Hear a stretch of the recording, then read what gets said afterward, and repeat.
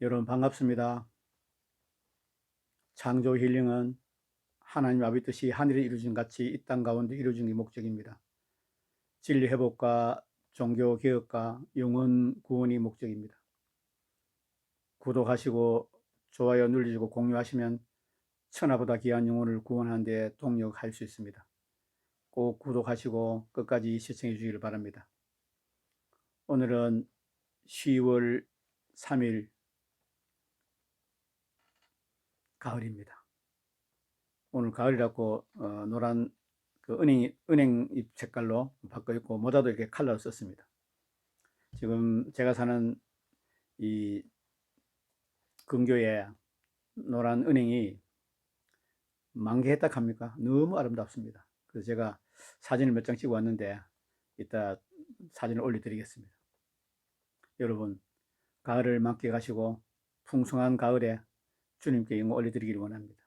풍성한 가을에 주님께 영광 올려드리고 날마다 감사드리고 찬양드리고 영광 올려드리는 시청자 여러분 되기를 원합니다.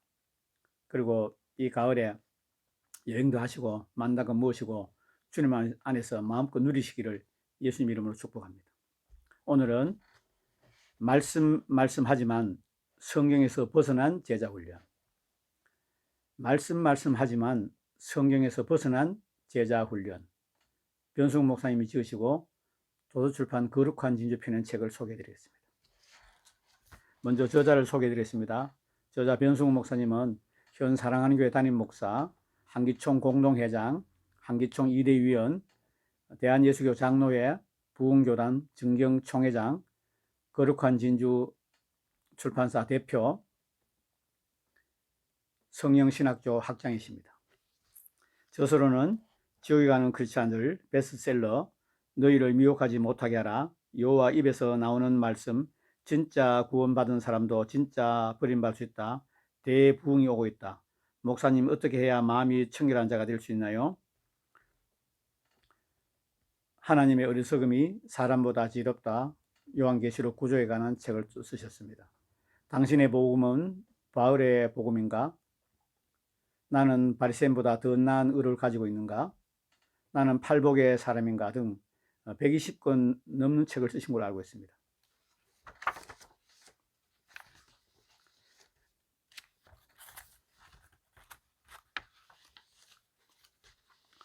목차를 소개해드리겠습니다. 제자란 무엇인가? 제1장, 제2장 대수술이 불가피한 제자훈련, 제3장 예수님이 제자훈련에 집중하신 이유. 본문 말씀을 읽어드리겠습니다. 마태복음 28장 18절에서 20절 말씀입니다. 예수께서 나와 일러 가라사대 하늘과 땅의 모든 권세를 내게 주셨으니 그러므로 너희는 가서 모든 민족으로 제자를 삼아 아버지와 아들과 성령의 이름으로 세례를 베풀고 내가 너희에게 분부한 모든 것을 가르쳐 지키게 할지어다. 볼지어다 내가 세상 끝날까지 너희와 항상 함께 있으리라 하시니라. 아멘. 저자 서문을 발췌해서 읽어드리겠습니다. 로버트 콜만은 주님의 전도 계획이라는 책에서 주님의 대위임령, 명령에 대해 이렇게 썼습니다. 교회에 주신 그리스도의 대위임령은 모든 족속으로 제자를 삼으라고 말씀하신다. 여기에 나온 낱말은 제자들이 세상에 나가 자신들과 같이 그리스도의 제자가 될 사람들을 얻어야 한다는 것을 암시하고 있다. 이 사명은 이 구절의 헬라어 본문을 공부해보면 한층 더 뚜렷해진다. 가서 세례를 주고 가르쳐 등은 모두 하나의 지배 동사인 제자를 삼아에 의존하고 있는 분사들입니다. 이것은 대위임령에 단순히 복음을 전하러 땅끝까지 가라는 것이나 삼위일체 하나님의 이름을 많은 개신자들에게 세례를 주는 것이나 그들에게 그리스도의 교훈을 가르치는 것이 아니라 제자를 삼는 것, 즉 제자처럼 그리스도의 명령에 매여 주님을 따를 뿐만 아니라 다른 사람들을 주님의 길로 인도할 사람들을 세우는 것을 뜻합니다. 제자를 세울 때만이 비로소 다른 활동들이 목적을 달성할 수 있는 것이다. 그러므로 복음을 전파해도 제자를 세우지 못하면 실패입니다. 세례를 주어도 제자를 만들지 못하면 실패입니다. 말씀을 가르쳐도 제자를 길러내지 못하면 실패입니다. 예수님의 대위임령에 제자의 초점을 맞춰야 합니다. 중요한 것은 사람입니다. 주님은 사람의 중요성을 알고 계셨고 그래서 3년 6개월 동안 제자 훈련에 심연을 기울였습니다. 또 승천하시기 직전 대위임령을 내리실 때도 제자 훈련을 부탁하셨습니다. 제자 훈련은 주님의 대위임령의 핵심이며 꼭 필요한 사역입니다. 오늘날 제자 훈련은 한국 교회 안에 널리 퍼져 있고 보편화되어 있습니다. 문제는 한국 교회의 제자 훈련이 성경적이지 않고 다분히 종교적이고 교리적이라는 것입니다. 전병훈 목사님은 오래전에 마른 뼈도 살아날 수 있다는 책에서 제자 훈련의 문제점에 대해 다음과 같이 지적했습니다. 성도는 교육으로는 변화되는가? 성도는 교육으로 변화되는가? 아니면 성령의 체험으로 변화되는가? 선교 단체에서 받은 영향이 크면 클수록 교육 쪽에 강조점을 둔다. 그래서 제자란 훈련으로 되는 것이라고 확신한다. 선교 단체의 색채가 강한 사람과 대화를 나누다 보면 사용하는 단어 중에 상당 부분이 훈련이고 또 훈련과 관계되는 단어들을 나열하고 있다. 이런 선교 단체에서 성장한 목사님이 심호하는 교회를 가보면 교회가 마치 학원인 것처럼 착각이 된다. 도처에서 성경 공부한다고 난리다. 설교는 선포의 의미보다 성경 강의다. 모든 성도들은 이 지식에 향연해서 낙오하지 않기 위해서 긴장하며 모든 내용을 받아 적어야 한다. 그리고 이 내용을 제대로 암기하지 않으면 아직도 더 자라야 할 어린 신자로 취급을 받는다. 여기에서 뒤진 사람은 성경 과외라도 받아야 할 지경이다. 피곤한 일이다. 그런데 왜 이렇게 성경 공부를 강조하는 교회가 한동안 성장했는 것인가? 이것은 공부가 그 교회 구성원들에게 익숙하기 때문이다. 이런 성경 공부로 성장한 10년 전의 신세대 교회는 대부분이 대학교 졸업 이상의 학력을 가진 사람이 주류를 이룬 교회들이다. 이런 교회의 교인들은 강의하는 것을 받아 쓰고 그것을 암기하고 공부하는 것이라면 도 같은 사람들이다.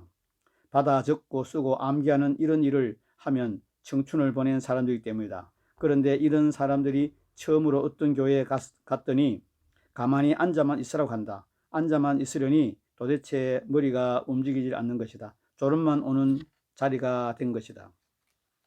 그런데 다른 교회 갔더니 공부하자고 하는 것이다. 자기 체질에 딱 맞는 것이다. 또 이렇게 하는 것만이 옳은 것이라고 말하는 것이 아닌가. 자기들이 익숙하게 할 수 있는 것이 올바른 신앙생활이라고 했으니 얼마나 신이 났을까. 기도도 잘못해도 괜찮다. 외적으로 드러나는 능력이 없어도 괜찮다. 오직 강의 잘 듣고 공부 잘하고 체계적인 지식을 많이 가지고 있으면 훌륭한 그리스도인이라고 한다. 오히려 몇 시간씩 기도하며 울부짖는 사람은 광신자요 정상적이지 못한 그리스도인이라고 치부하니 얼마나 위로가 되겠는가. 사람들은 자신을 인정해 주는 곳으로 가고자 하는 마음이 있다. 제자 훈련만을 강조하는 교회는 경건의 모양만 있으나 경건의 능력이 무엇인지 모르는 사람들이 편리한 안식처가 되어 주었다. 더 웃기는 것은 이런 제자 훈련 교회를 모델이라고 하여 쫓아가는 교회들이 많다는 사실이다. 주님. 또 같은 책에서 전병훈 목사님은 다음과 같은 예리한 지적을 했습니다. 이러한 제자 훈련의 강력한 영향력으로 각 교회들은 너무 교육 쪽에 강조를 두게 되었다. 그래서 교회의 가장 본질적인 요소인 성령의 역사를 무시하는 경향이 나타났다. 교회의 탄생은 성령 강림과 함께 시작되었다. 그러므로 교회의 탄생과 성장, 교회의 행보는 모두 성령의 사역과 깊은 연관을 맺고 있다. 교회의 모든 강조점은 성령의 역사에 맞춰져 있어야 한다. 설교도 성령에 의해서 해야 하고 주일학교 교육도 성령에 의해서 해야 한다. 물론 성경 공부도 성령의 조명에 따라서 겸손한 마음으로 진행되어야 한다. 성령은 우리가 마음대로 조작할 수 있는 대상이 아니라 그 인도하심에 순종해야 할 대상인 것이다. 성령의 사역을 인정하고 강조하면 보통 제자훈련 사역이라고 하는 것들이 교회의 사역의 일부분이라는 것을 알 수 있다. 작은 것에 지나친 강조는 오류가 될 수 있다. 참으로 속이 후련한 지적입니다. 이런 지적이 이미 오래전에 나와 있다는 것을 놀랐습니다. 전병훈 목사님을 좋아했는데 이 글을 읽고 더 좋아하게 되었습니다. 얼마나 핵심을 찌르는 말이고 속이 후련한 지적인지 모릅니다. 한국 교회 안에 현재 유행하고 있는 제자 훈련은 문제가 있습니다. 저는 그 문제의 뿌리가 제자 훈련의 원형은 예수님께서 찾지 않고 일부 종교적인 대형 교회들에서 찾았기 때문이라고 생각합니다. 이제라도 제자 훈련의 모형과 모델은 예수님에게서 찾아야 합니다. 지금은 제자 훈련이 성경으로 돌아가야 할 때입니다. 지난주 저희 교회에 탄자니아에서 가장 큰 성도가 2만 명이 넘는 교회를 담임하는 조세팝 과지마 목사님의 성회가 있었습니다. 그런데 집회 첫날 사회를 볼 때 성령께서 제게 제자 훈련의 문제점과 그 해결 방안에 대해서 분명하게 말씀해 주셨습니다. 낮 집회와 저녁 집회의 사회를 볼 때 계속해서 그 문제에 대해서 성령께서 말씀해 주셨습니다. 그리고 그것을 설교하고 책으로 내라고 말씀하셨습니다. 아멘. 어떤 사람들은 사랑하는 교회에 대해 이렇게 말합니다. 어떻게 참된 진리를 전하는데 그렇게 많은 목사들이 공격을 하나?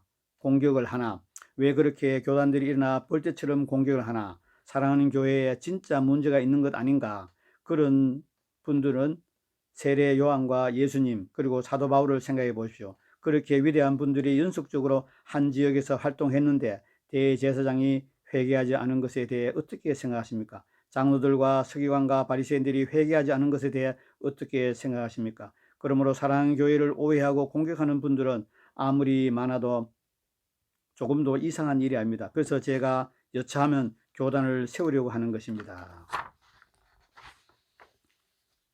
희망이 없다. 말해봤자 못 알아듣는다. 세례 요한의 말에도 못 알아듣고 예수님 말에도 못 알아듣고 바울이 말에도 못 알아듣지 않았는가. 그러니 아예 교단과 신학교를 만들어 일꾼들을 길러내고 새로운 흐름을 만들어 가자. 이런 생각까지 하게 되는 것입니다. 제1장 제자란 무엇인가?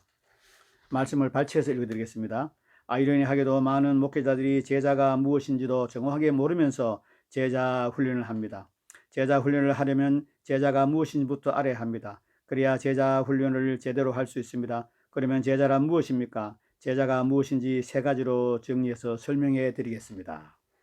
1. 제자는 그리스도인입니다. 많은 사람들이 제자를 그리스도인들 중에 성경을 많이 배우고 훈련을 많이 받아 다른 사람을 가르칠 수 있는 평신도 지도자 정도로 오해하고 있는 것을 봅니다. 그러나 아닙니다. 제자는 그리스도인으로 다른 표현입니다. 그리스도인은 단지 교인이 아닙니다. 많은 사람들이 교인을 그리스도인으로 착각하는데 그리스도인은 교인이 아니고 제자입니다.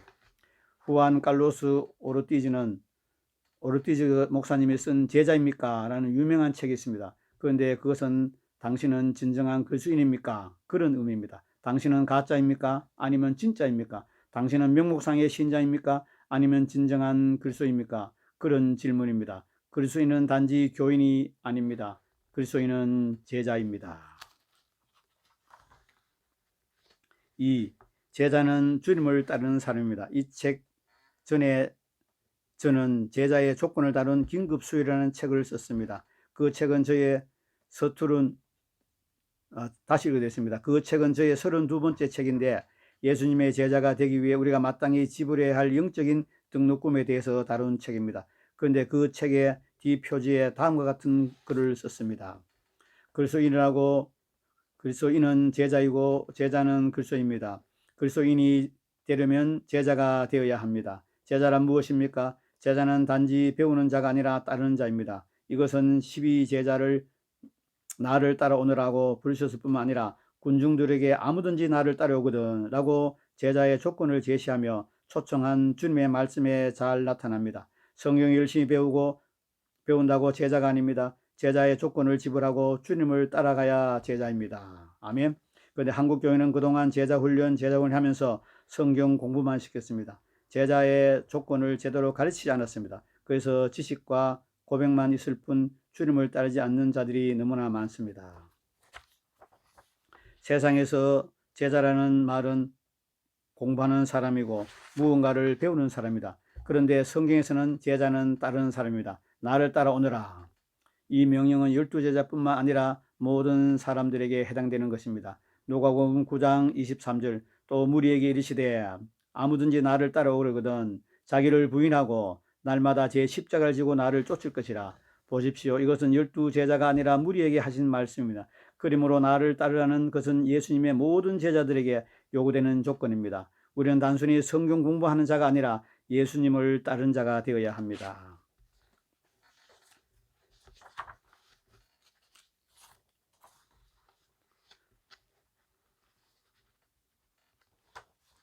다음으로 예수님을 따른 자가 되려면 참 믿음이 있어야 합니다. 믿음은 확신이 아니라 영접하는 것입니다. 요한복음 1장 12절, 믿음에 대해서 혼동하는 사람들이 많은데 믿음은 단순히 믿는 것이 아닙니다. 성경에서 믿는다고 말할 때 한글에 믿는다 이 뜻이 아닙니다. 그래서 믿음이 있노라 하고 행함이 없으면 무슨 유익이 있으리요? 그 믿음이 능히 자기를 구원하겠느냐? 야고보서 2장 14절은 말씀합니다. 왜냐하면 그런 믿음은 성경이 말하는 믿음이 아니기 때문입니다. 믿음이 있노라 하는 사람은 다시 읽어드리겠습니다. 믿음이 있노라 하는 사람도 믿은 것이 분명합니다. 그래서 그 믿음이라고 한 것입니다. 그런데 그런 믿음은 성경이 요하는 참 믿음이 아닙니다. 그러면 무엇이 참 믿음입니까? 요한복음 1장 12절, 영접하는 자 곧 그 이름을 믿는 자들에게는 하나님의 자녀가 되는 권세를 주셨으니. 다시 한번 읽어드리겠습니다. 요한복음 1장 12절, 영접하는 자 곧 그 이름을 믿는 자에게는 하나님의 자녀가 되는 권세를 주셨느니라. 아멘. 이처럼 성경이 요구하는 믿음은 예수님을 영접하는 것입니다. 그런데 예수님을 영접할 때 4대의 성인 중 하나로 영접하면 안 됩니다. 해교도들처럼 선지자 중에 하나로 영접해서는 안 됩니다. 그러면 구원이 없습니다. 예수님은 너희가 십자가에 못 박은 예수를 하나님이 주와 그리스도가 되게 하셨느니라. 아멘. 또는 임금과 구주로 삼으셨느니라. 아멘.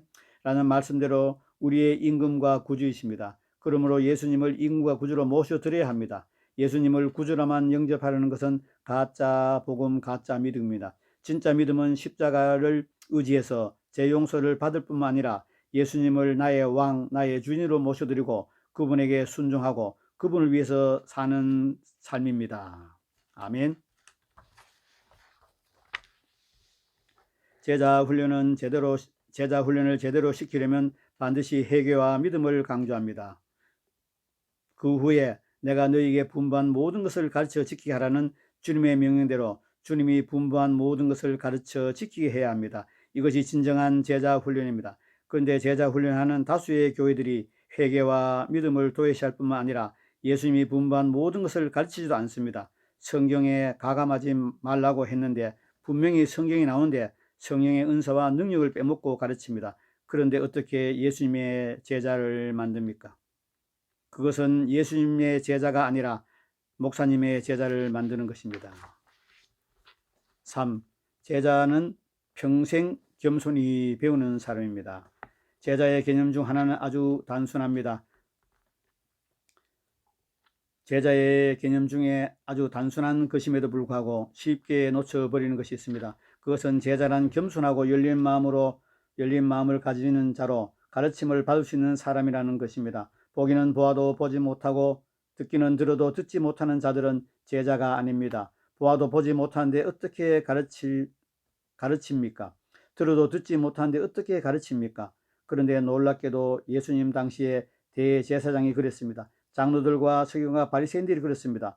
그리고 현재 많은 목사님들이 그런 상태입니다. 그리고 많은 신학대학교 교수들이 그런 상태입니다. 제자는 보면 볼 수 있는 사람입니다. 들으면 들을 수 있는 사람입니다. 겸손하고 열린 마음을 갖고 있기 때문에 보면 볼 수도 있고 들으면 들을 수 있고 깨달을 수 있는 사람입니다. 그래서 가르침을 받을 수 있는 사람입니다. 그런데 제자 훈련하는 목사님들에게 이런 특성이 나타나지 않습니다. 그들은 얼마나 지적이고 교만한 자인지 모릅니다. 성령님을 의지하지 않을 정도로 교만합니다. 성령님 대신 자기의 지식과 자기 알량한 IQ를 의지하고 자기 방법에 의지해서 목회할 정도로 오만합니다. 주님. 마태복음 11장 25절, 그때에 예수께서 대답하여 가로사대 천지의 주제신 아버지여, 이것을 지혜롭고 슬기는 자들에게 숨기시고 어린 아이들에게 나타냄을 감사하나이다. 다시 한번 읽어드리겠습니다. 마태복음 11장 25절, 그때 예수께서 대답하여 가로사대 천지의 주제신 아버지여, 이것을 지혜롭고 슬기는 자들에게 숨기시고 어린 아이들에게 나타내심을 감사하나이다. 아멘. 여기서 예수님은 제자와 제자가 아닌 사람의 차이에 대해 말씀하고 계십니다. 저는 이 말씀을 읽으며 강해 설교자들이 생각납니다. 그분들이 대개 지적인 사람들입니다. 강해 설교하고 제자 훈련하는 사람들은 상당수가 지혜롭다고 자부하는 사람들입니다. 그런데 그들 중에 많은 수가 소경입니다. 그들 중에 많은 사람들이 듣지 못하는 기머거리입니다. 여기에 어린아이는 겸손하게 예수님의 가르침을 받아들였던 12 제자를 비롯한 제자들을 가리킵니다. 이들은 왜 어린아이라고 표현했느냐 하면 어린아이는 교만하지 않습니다. 어린아이는 자기가 다 안다고 생각하지 않습니다. 어린아이는 다른 사람들을 가르치려고 들지 않습니다. 어린아이는 듣고 배우려 하는 자들입니다. 아멘. 세례 요한의 말을 듣지 못했던 것처럼, 다시 읽어드리겠습니다. 대제사장 바리새인 서기관들이 세례 요한의 말을 듣지 못했던 것처럼, 또 예수님이나 사도들의 말을 듣지 못했던 것처럼 이들 역시 사도들과 선지자들의 말을 듣지 못합니다. 그들은 예수님 당시에 유대인들이 그랬던 것처럼 지금의 사도들의 말을 들을 수 없습니다. 선지자들의 말을 들을 수 없습니다. 이런 사람들이 제자 훈련하는 목회자들 중에 많고 강해 설교하는 목사님 중에 많이 있습니다. 우리 교회를 거짓으로 음해하고 공격하는 사람들도 그들 중에 가장 많이 나옵니다. 그들은 바리새인들이 그랬던 것처럼 똑같이 바리새인들의 제자가 되었습니다. 그들은 보기는 보아도 보지 못합니다. 듣기는 들어도 듣지 못합니다. 분명히 억지가 아니고 성경에 입각해서 진리를 선포하고 있는데 목사가 되어서 책을 읽어도 깨닫지 못합니다. 그리고 헛소리합니다. 그들에게 가르침을 받은 신자들 역시 설교를 들어도 깨닫지 못합니다. 그리고 헛소리를 합니다. 보기는 보아도 보지 못하고 듣기는 들어도 듣지 못하는 영적인 소경과 기머거리들이 되었기 때문입니다. 예수님 당시에 종교 지도자들이 보기는 보아도 보지 못하고 듣기는 들어도 듣지 못했습니다. 주님, 참으로 안타깝습니다. 설교자에게 레마가 임하지 않는 것은 그의 마음이 진리의 영이신 성령님의 가르침을 받을 수 없을 정도로 교만하기 때문입니다. 내가 책을 읽고 내가 연구하고 내가 원고 쓰는 거지 성령님께서 가르침을 받을 만한 겸손이 그 목사들 속에 없기 때문입니다. 레마가 임하지 않는 것입니다. 그래서 레마가 자주 임하는 설교자들을 이해할 수 없는 것입니다. 어떻게 그렇게 자주 성령님의 가르침을 준다는 것인지 이해가 도통되지 않는 것입니다. 이것이 교만이 만들어낸 비극입니다. 그러므로 계시가 끊어지고 가진 것이 지식뿐인 설교자들은 한가롭게 직통계시 운운하며 헛소리하지 말고 두려워하는 마음으로 속히 회개하시고 배우시기 바랍니다. 고린전서 8장 1절에서 2절 말씀, 지식은 교만하게 하며 사랑은 덕을 세우나 만일 누구든지 무엇을 아는 줄로 생각하면 아직도 마땅히 알 것을 알지 못하는 것이요. 아멘. 참으로 성경 말씀이 얼마나 진리인지 모릅니다.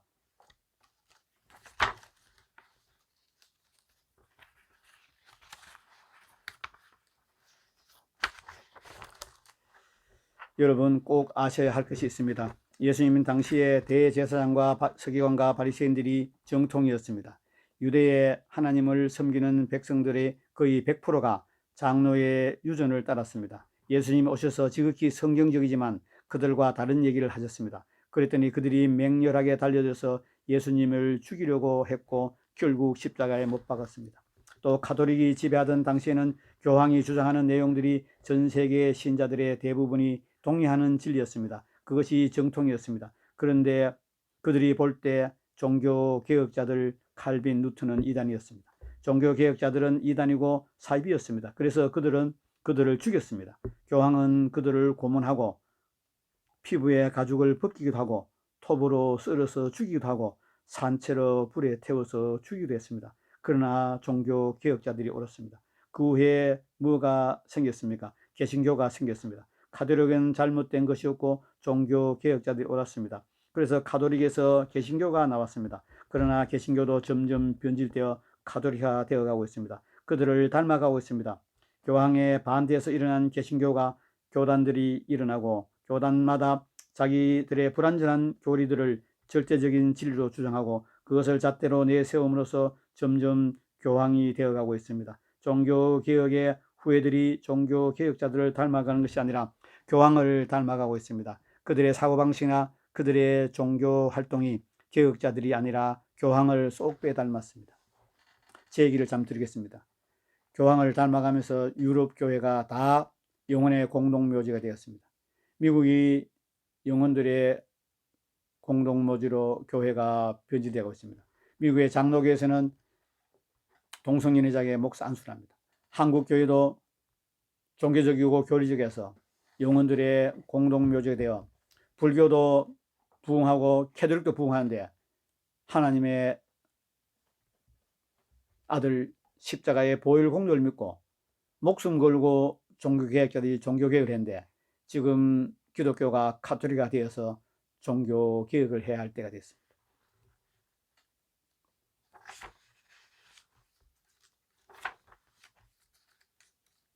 이제 다른 얘기 같지만 실제로 같은 얘기를 하나 하겠습니다. 여러분도 아시는 바와 같이 저는 제가 전하는 메시지에 대해서 굉장히 확신을 가지고 있습니다. 굉장한 대담함을 가지고 있습니다. 그러면 학벌이 뛰어난 것도 아니고 머리가 좋은 것도 아니고 영성이 뛰어난 것도 아닌데 제가 가진 확신과 담대함과 자신감은 어디서 나온 것일까요? 저는 다음 세 가지를 기초해서 자신감에 대해서 말씀드리겠습니다. 1. 그것은 제가 전하는 내용이 성령의 문맥에서 벗어남이 없는 성경적인 진리이기 때문입니다.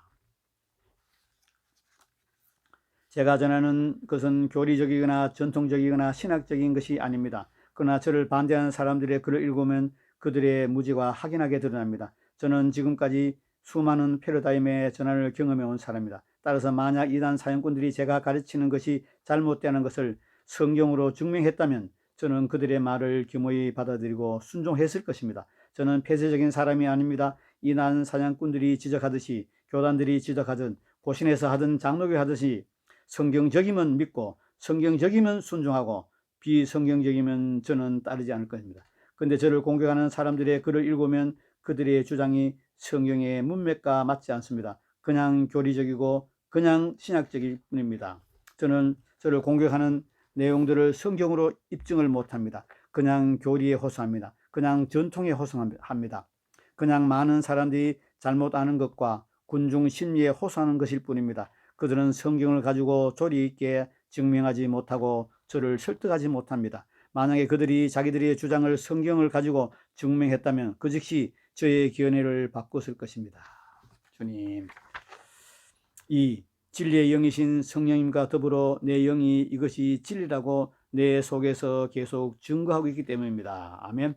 제가 가진 확신과 담대함은 성경에서 오고 또 성령님께로부터 옵니다. 제가 가진 담대함은 저의 머리가 아니라 제 영으로부터 올라옵니다. 바울은 성령이 친히 우리 영으로 더불어 우리가 하나님의 자녀인 것을 증언하시나니 로마서 8장 16절에서 말씀했습니다. 저는 성경을 깨달을 때마다 설교할 때마다 책을 쓸 때마다 성령께서 제 안에서 강력하게 증거하십니다. 그게 맞아. 그게 참 진리이다.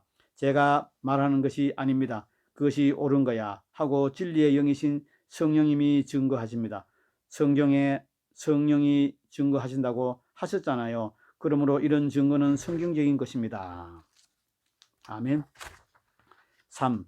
제가 가르치는 내용은 단지 저의 것이 아니라 제자가 되어 수십 년 동안 열린 마음으로 동서고금의 대표적인 하나님의 사람들의 책을 섭렵하면서 배운 것입니다.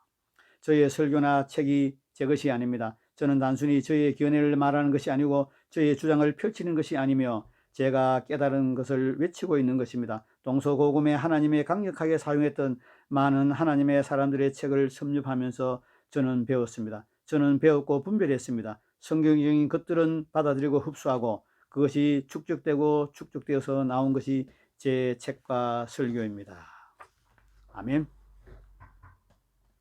제가 얼마나 무지한지 압니까? 그래서 일찌감치 성령님을 의지했습니다. 일찌감치 제자가 되었습니다. 저는 열린 마음을 가지고 지속적으로 배웠습니다. 30년 동안 열린 마음을 가지고 하나님의 사람들의 책을 읽으면서 계속해서 배우고 또 배웠습니다. 내 생각을 고치고 또 고쳤습니다. 유명한 사람들이 말했다고 그냥 받아들이지 않고 성경을 기준 삼아 분별하고 계속 배워왔습니다.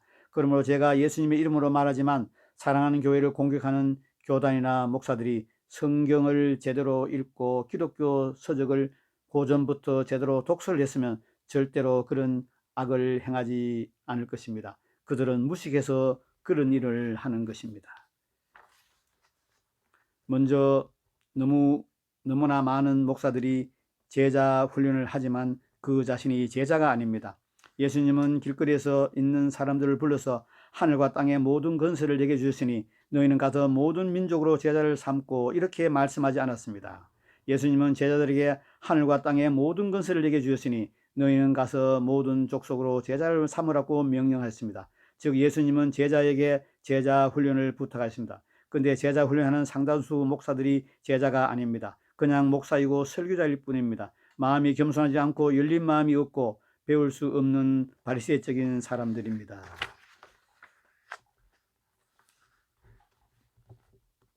우리는 두려워해야 합니다.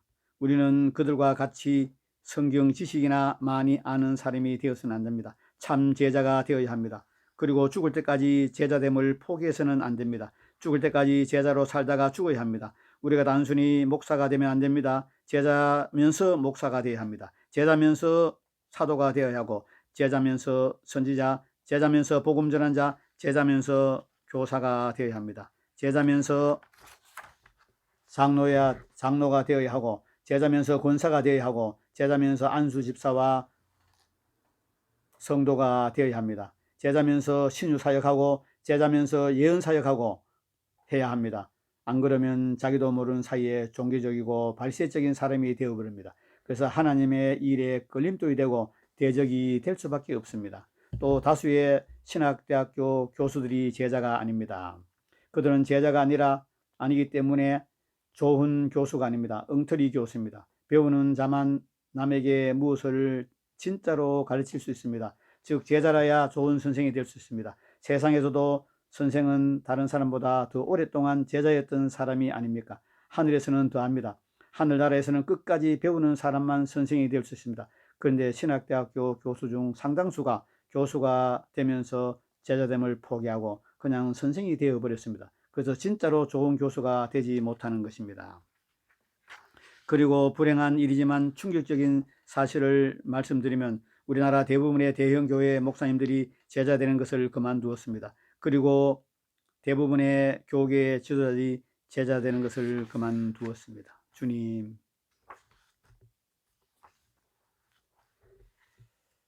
그런데 제자됨을 포기한 관계로 그런 변화들이 일어나지 않고 있습니다. 교단들은 여전히 교리적이고 종교적이고 이단 사냥꾼들은 여전히 제 세상 만난 것처럼 거짓말을 하고 활개를 쳐도 제어할 자가 없고 교계는 무법천지가 되어버렸습니다. 이것이 대형교회 목사님들과 한국교회 지도자들이 제자됨을 포기하기 때문에 일어난 일입니다. 여러분, 제자됨을 포기하는 것은 이렇게 치명적인 것입니다. 그러므로 절대로 제자됨을 포기하지 마시길 바랍니다.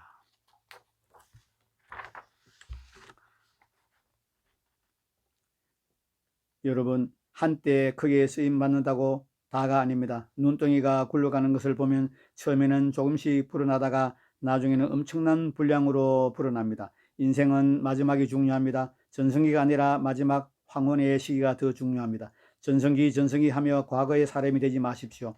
인간은 죽을 때가 중요한 것입니다. 마지막 때가 중요한 것입니다. 육신의 힘은 떨어져도 영향력이 최고에 달해 있을 때, 권위가 최고에 달해 있을 때 교리적이고 종교적이 되면 하나님 나라에 엄청난 손해가 되는 것입니다. 반면에 그때까지 제자이면 평생 이룩한 일보다 생애의 마지막 몇 년을 통해 더 큰 일을 이룰 수 있고 하나님께 영광을 돌릴 수 있습니다. 더 큰 열매를 맺을 수 있습니다. 더 많은 영혼들을 구원하고 전체 하나님 나라에 크게 기여할 수 있습니다. 저는 그런 삶을 살기를 원합니다. 저는 전성기를 해고하면서 사는 목사가 되기 싫습니다. 아직 전성기도 오지 않았지만 그렇게 사는 것을 원치 않습니다. 평생 제자가 되기를 원하고 배우면서 살기를 원합니다. 교단과 교리와 신학을 초월해서 새로운 교회를 세우고 새로 일어나는 사역자들을 보호하게 될 것입니다. 그래서 진정으로 하나님 나라가 왕성하게 되는 것에 쓰임받기를 원합니다. 아멘. 오늘은 1장만 소개해 드리겠습니다. 여러분 잘 들으셨습니까? 말씀하지만 성경에서 벗어난 한국교회 제자훈련, 변승호 목사님 쓰시고 도서출판 거룩한 진주 편했습니다. 간략하게 제 얘기를 하고 마쳤습니다. 제가 D교회에서 제자훈련을 받았습니다. 20년 전에. 그리고 18년 전에 Y교회에서 제자 교육을 받았습니다. 그래서 제가 또 그 교육받은 대로 제자 양육 지도자반에 또 교육을 받고 제자를 양육했습니다. 지금 생각하면 참 엉터리였습니다. 지식만 가르쳤습니다. 예수님은 제자 양육을 성경 말씀만 가르친 게 아닙니다. 성경 말씀 많이 알고 많이 배우는 게 너무나 중요합니다. 그런데 성경 말씀만 가르치는 제자 훈련은 잘못된 것입니다. 예수님은 가르치시고 선포하시고 치유하시고 모든 병과 모든 약한 자를 고치셨습니다. 예수님은 물리를 걸으셨고 오병이의 기적을 일으키셨고 파도를 잠잠케 하셨고 죽은 나사로를 살리시고 듣지 못하는 자, 말 못하는 자, 걷지 못한 자를 치유하시고 열두해로 혈류병으로 고통적인 여인을 치유하시고 모든 귀신과 마귀로부터 억압으로부터 자유케 하셨습니다. 여러분, 예수님은 100% 하나님이시고 100% 사람이십니다. 예수님이 이 땅에서 사역하실 때 하나님의 모든 능력과 권위를 다 내려놓으시고 종의 형체로 이 땅에서 섬기도 했습니다. 예수님은 성령 세례 받으시고 사역을 시작했습니다. 예수님은 하나님 아버지께서 성령을 기름 부으셔서 사역하셨습니다. 예수님은 하나님의 능력으로 사역하지 않았습니다. 하나님 아버지의 기름 부음으로 사역했습니다. 베드로도 마찬가지입니다. 사도 바울도 마찬가지입니다. 하나님의 기름 부음을 받고 하나님의 능력으로 사역했습니다. 예수님은 100% 하나님이시고 100% 사람이신데 하나님의 아들